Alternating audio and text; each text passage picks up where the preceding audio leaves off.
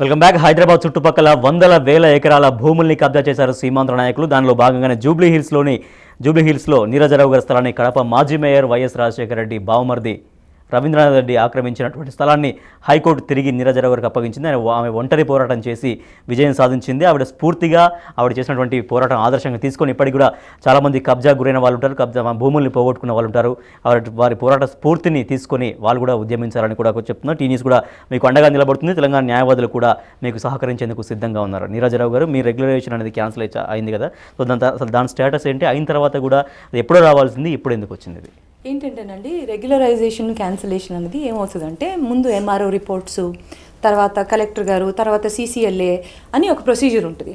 అయితే అవి రిపోర్ట్స్ అన్నీ జరిగిన తర్వాత అది 2011 మన జూలై 27కి రెగ్యులరైజేషన్ క్యాన్సిల్ అయింది. CCLA చీఫ్ సెక్రటరీ, అప్పుడు చీఫ్ సెక్రటరీ, తర్వాత CCLA కలెక్టర్ వాళ్ళ ఆధ్వర్యంలో క్యాన్సిల్ అయింది.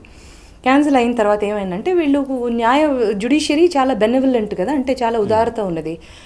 వీళ్ళు జ్యుడిషియరీ తీసుకుని దాని మీద ఒక స్టే తెచ్చుకున్నారు. అయితే ఆ స్టేని అది అలా ఉంది. కానీ ఏంటి అంటే, ఈ బిల్డింగు కూలగొట్టడం, దీని డెమాలిషను అన్నది మన టౌన్ ప్లానింగ్ GHMC పరిధిలోకి వస్తుంది. దాని జ్యూరిస్డిక్షన్లో ఉంటుంది. ఇప్పుడు ఏంటి, ఇది కూలగొట్టాలంటే GHMCని మనం యాక్టివేట్ చేయాలి, వాళ్ళని అప్రోచ్ అవ్వాలి. ఈ ఇద్దరు స్పైన్లెస్ కరప్షన్కి పాల్పడ్డ, అధికార దుర్వినియోగానికి పాల్పడ్డ most corrupt officers, that is ex additional commissioner GHMC Dhananjay Reddy, ex collector mister Naveen Mittal. వాళ్ళిద్దరూ GHMCలోనే పెద్ద పోస్టులో ఉన్నారు. నవీన్ మిత్తల్ ఏమో special commissioner GHMC, Dhananjay Reddy ఏమో ఆయన అడిషనల్ కమిషనర్గా ఉండే. ఎవరైతే వయలేట్ చేశారో అన్ని వైపుల నుంచి మళ్ళీ వాళ్ళ దగ్గరికి మనం వెళ్తే మనకి న్యాయం జరగదు కదా. అలాగే వాళ్ళ సీట్లని వెకేట్ అయిన తర్వాత, వాళ్ళు వేరే పోర్ట్ఫోలియోస్కి షిఫ్ట్ అయిన తర్వాత, మనం ఇప్పుడు ఆనెస్ట్ సిస్టమ్ ఉంది కాబట్టి, ఇప్పుడున్న ఆఫీసర్స్ అందరూ ఆనెస్ట్. ఎక్స్ కమిషనరు కృష్ణబాబు గారు, ఆయన చాలా రైట్షియస్ మనిషి అని విన్నాము. అయితే ఆయన దగ్గరికి వెళ్ళి మళ్ళీ కేసు, మళ్ళీ పిటిషన్స్ అవి పెట్టడం వలన కంప్లీట్గా మళ్ళీ ఇప్పుడున్న అడిషనల్ కమిషనరు పూర్తి హైరార్కీ అంతా పిటిషన్స్ పెట్టి అంతా ఇదండి, ఇది ఒక్క GHMC ఆఫీసరు ఆయన అధికార దుర్వినియోగం వలన, ఆయన కరప్షన్ వలన ఇంత అన్యాయం జరిగిపోయింది.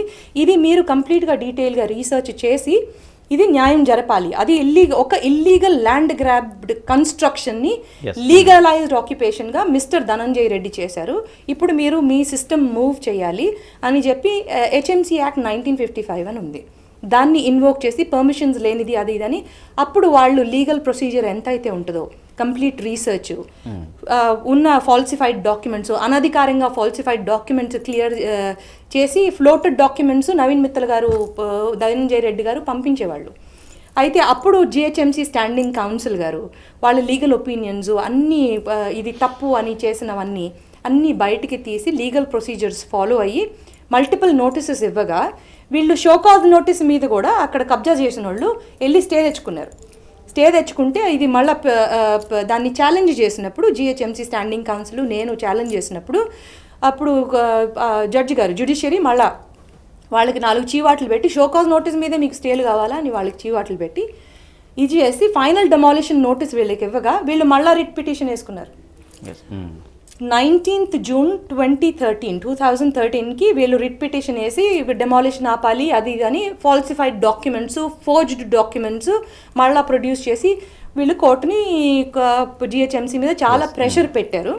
అయితే 19th June నుంచి ఆనరబుల్ హైకోర్టు దీన్ని కేసుని తత్వాలని పరీక్షించి మైక్రోస్కోపికల్ అనాలిసిస్ చేసి, హోలిస్టిక్ అనాలిసిస్ చేసిన తర్వాత 27th Decemberకి డిక్రీ ఇచ్చారు. ఇది అంత తప్పు, కబ్జాదారులు చేసిన కబ్జా, ఏమి లీగల్ వీళ్ళకి స్టాండింగ్ లేదు వీళ్ళు అని అంత న్యాయాన్ని అట్లా మళ్ళా. ఒక కాల్ తీసుకుందాం. చేర్యాల నుంచి రాకేష్ లైన్లో ఉన్నారు. రాకేష్ గారు సార్ చెప్పండి, నేను మాట్లాడుతున్నాను. చెప్పండి రాకేష్ గారు, ఏం చెప్పాలనుకుంటున్నారు? మీరు ఆమె మేడం చేసిన దానికి నేను ఆల్ ద బెస్ట్ చెప్తాం అనుకుంటున్నాను. ఆంధ్రవాణి సొమ్ము అంతా మన సొమ్ము అంతా తీసుకుంటున్నారు వాళ్ళు, మన సొమ్ము అంతా దోచుకొని తింటున్నారు. ఆ మేడం చేసిన దానికి నేను కృతజ్ఞత భావం చెప్తున్నానండి. థ్యాంక్ యూ రాకేష్ గారు. థ్యాంక్ యూ అండి రాకేష్ గారు. ఏంటంటే ఇది కామన్ మ్యాన్, పేదవాడు ఎక్కడ మన పేదవాడైనా పేదవాడేనండి. మీరు పోరాడాలి. మీ చుట్టుపక్కల ఎలాంటి అన్యాయాలు జరిగినా దేనికి భయపడకుండా ఎవరినైనా ఎదిరించి పోరాడాలి. నన్ను స్ఫూర్తిగా తీసుకుని మీరు పోరాడతారు అని నేను ఆశిస్తున్నాను. వరంగల్ నుంచి మరో కాలర్ ఉన్నారు, గద్దర్ స్వామి గారు. సాంబయ్య రైట్. సాంబయ్య గారు చెప్పండి, మీరేం చెప్పాలనుకుంటున్నారు? ఆ ఫ్యాక్షన్ సీమాంధ్ర సంబంధించినటువంటి ఫ్యాక్షన్ నాయకులు ఈ విధంగా హైదరాబాద్ లో కబ్జాలకు పాల్పడుతున్నారు. సో మీ ఒపీనియన్, మీ కామెంట్ ఏంటి వీళ్ళపైన? మా కామెంట్ ఏంటంటే, ఒక సమ్మక్క సారక చరిత్ర మాకున్నది. వరంగల్ జిల్లా హైదరాబాద్ గా ఏదైనా అలాంటి వారసత్వం తీసుకొని మహిళగా ముందుగా ఆంధ్రుల గుండెలో గుబులు పుట్టించడానికి తెలంగాణ బాధల భూములు కబ్జా చేసుడు కాదు, మీరు కబ్జా చేస్తే విడిపించుకుంటామని వారసత్వం తీసుకొని ముందుకొచ్చిన మా అక్కకు ఫస్ట్ లాల్ సలాం చెప్తున్నాం sir. Right, thank you Sambaiah గారు. సో నీరజరావు గారు, మీకంటే ఒక మోరల్ సపోర్ట్ మాత్రం లభిస్తుంది. మీరు చేసినటువంటి ప్రయత్నాన్ని చాలా మంది ఆదర్శంగా తీసుకునే విధంగా మనకు కనపడుతుంది, వాళ్ళ యొక్క స్పందన చూస్తుంది. అంతే కదండి, ఇది చేయడం ఇది డబ్బు కోసం చేసింది కాదు. డబ్బు కోసం చేసింది అయి ఉంటే నేను నడిచేదాన్నే కాదు. ఎప్పుడో చావుకు భయపడి ఎవరితోటి ఢీకొనాలో అన్యాయం అయిపోయినప్పుడే నేను భయపడి వెళ్ళిపోయి ఉండేదాన్ని. మళ్ళీ సెకండ్ ఏంటి అంటే, వాళ్ళు రెగ్యులరైజేషన్ క్యాన్సిల్ అయినప్పుడు అప్పుడే నేను ఎవరితోటో అండర్స్టాండింగ్ పెట్టుకుని సంఖ్యలో పైసలు మూటలు పెట్టుకుని పోయి ఉండేదాన్ని. మళ్ళీ ఈ పోరాడుతున్నప్పుడు ఎంతోమంది రియల్ ఎస్టేట్ షాక్స్ వచ్చారు.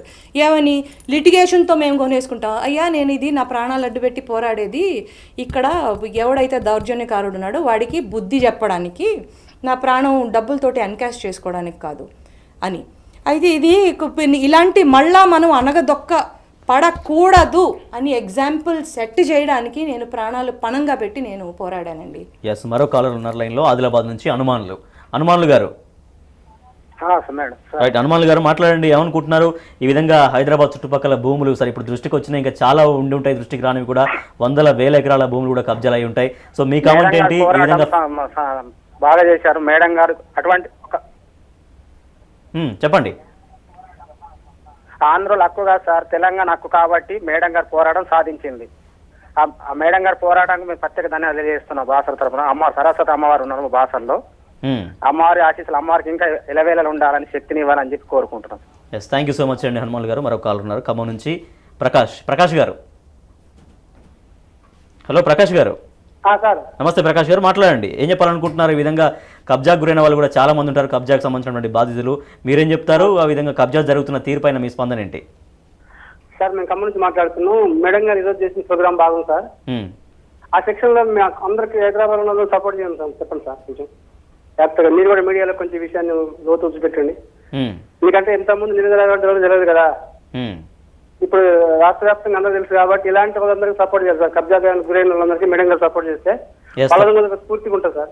ఎస్, తప్పకుండా అండి. సో నీరజరావు గారు, అంటే మీకు ఎప్పుడైతే మీరు వాళ్ళపైన న్యాయ పోరాటం చేస్తున్నారో వాళ్ళని కలిసినప్పుడు మీకు ఎటువంటి ఉపయోగం లేదు, తర్వాత లీగల్గా మీరు ప్రొసీడ్ అవుతున్నారు. సో అటువంటి క్రమంలో వాళ్ళు ఖచ్చితంగా ఫ్యాక్షన్ రాజకీయ నాయకులు కాబట్టి, సో మీకు ఎటువంటి బెదిరింపులు వచ్చినాయి ప్రధానంగా? చాలామంది రియల్ ఎస్టేట్ వాళ్ళు పొలిటికల్ పేర్లు చెప్పి ఇంకా వేస్ట్ అండి. ఎందుకంటే ఎవరు వచ్చి ఒప్పుకోరు. అంత మర్దానికి ఉంటే వాళ్ళు ఫోన్లే చేసి ఉండేవాళ్ళు కాదు. నపుంసకులు నామర్దులు కాబట్టి బెదిరించే ఫోన్లు, ఈ గుడిసెలు కబ్జాలు చేయడం, చేసే పనులు, వాళ్ళ పేర్లు ఎత్తి నేను వాళ్ళకి డిగ్నిటీ ఇవ్వదలుచుకోలేదు. నా నోరు పాడు చేసుకోవాలి, డెటాల్తో కడుక్కోవాల్సి వస్తుంది.